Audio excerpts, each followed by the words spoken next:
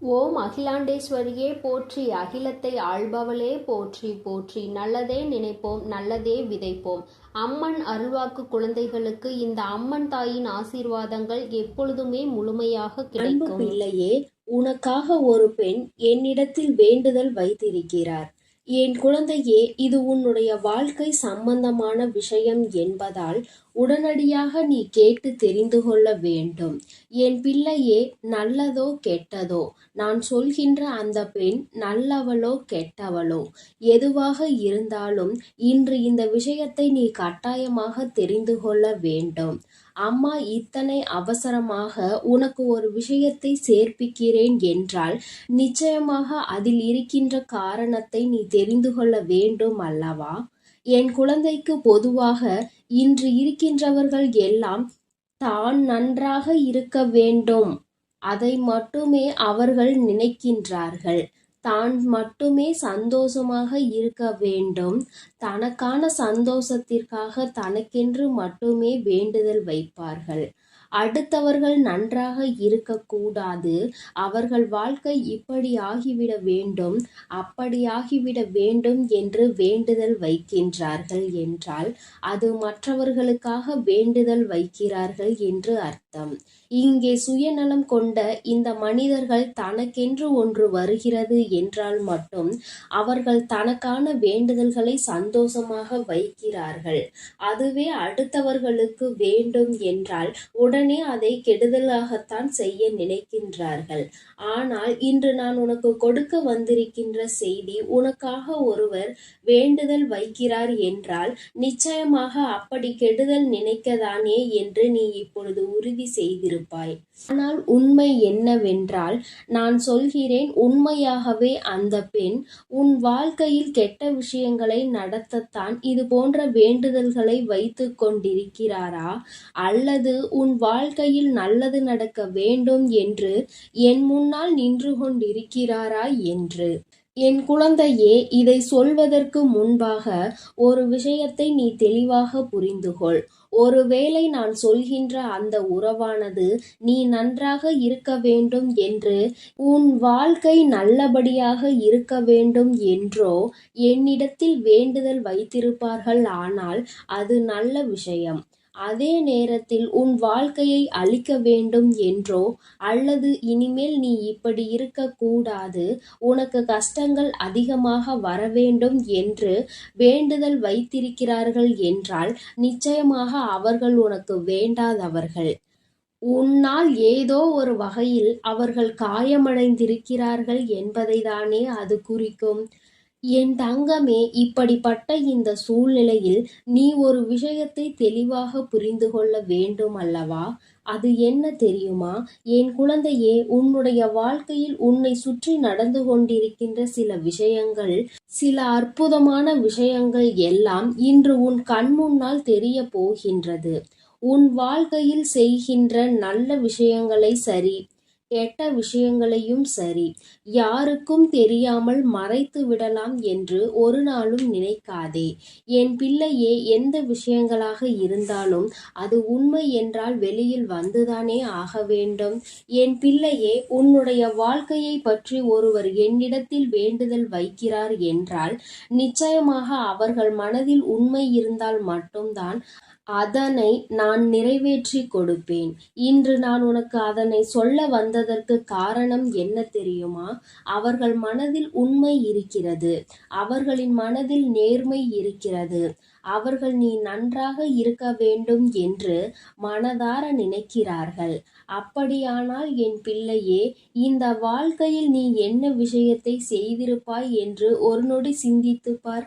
உனக்காக ஒருவர் வேண்டுதல் வைக்கின்ற அளவிற்கு யாருக்கேனும் எந்த உதவிகளையும் செய்திருக்கிறாயா என்று யோசித்துப் பார். சுயநலம் இல்லாமல், தன்னுடைய நலத்தை பற்றி கவலைப்படாமல் உன்னுடைய வாழ்க்கை நன்றாக இருக்க வேண்டும் என்று ஒருவர் என்னிடத்தில் வேண்டுதல் வைக்கிறார் என்றால் அவர்கள் எத்தகைய உயர்ந்த உள்ளத்தை கொண்டவர்களாக இருப்பார்கள் என்று ஒரு நொடி சிந்தித்துப் பார். என் பிள்ளையே, வாழ்க்கையில் கஷ்டங்கள் என்பது அத்தனை சுலபமாக உன்னை விட்டு விலகி விடுவது கிடையாது. எத்தனை முறை இந்த கஷ்டத்தில் எல்லாம் நீ தத்தளிக்கும் பொழுது உனக்கு உதவி செய்ய அந்த பெண்தான் இன்று உனக்காக என்னை தேடி வந்திருக்கின்றார். என் தங்கமே, யாரையும் அத்தனை சுலபமாக எல்லாம் மதிப்பிட்டு விட முடியாது.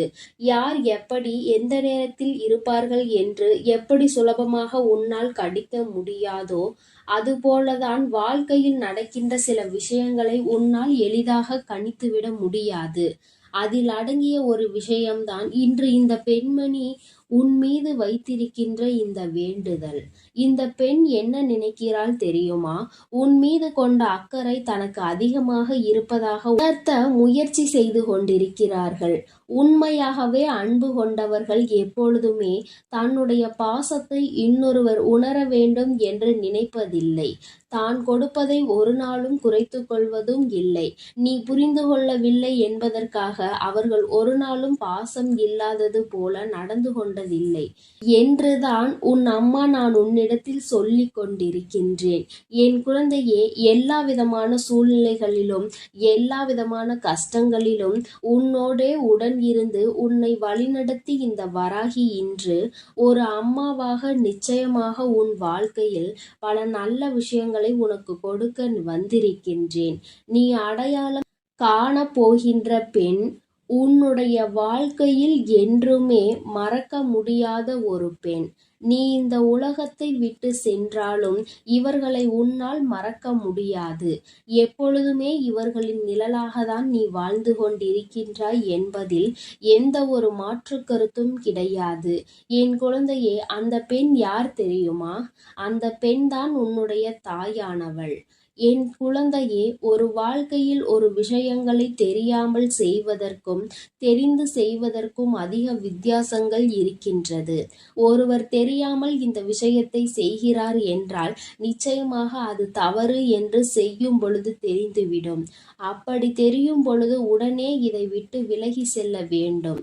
அப்படி இல்லாமல் என் தங்கமே, உன்னுடைய இந்த வாழ்க்கையில் ஒரு விஷயத்தை நடத்த வேண்டும் என்று உன் தாயானவள் என்னிடத்தில் வேண்டுதல் வைத்தால் அம்மா ஒருபொழுதும் உன்னிடத்தில் மறுத்தது கிடையாது.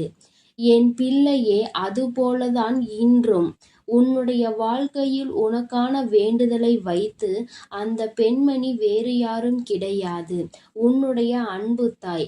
என் பிள்ளையே, அவர்கள் உன்னோடு எத்தனைதான் சண்டைகளிலும் சச்சரவுகளிலும் ஈடுபட்டாலும் எந்த அளவிற்கு தான் உன்னை காயப்படுத்தினாலும் ஒருபொழுதுமே உன் வாழ்க்கையை விட்டு பிரிந்து நிற்க அவர்கள் எண்ணியது கிடையாது.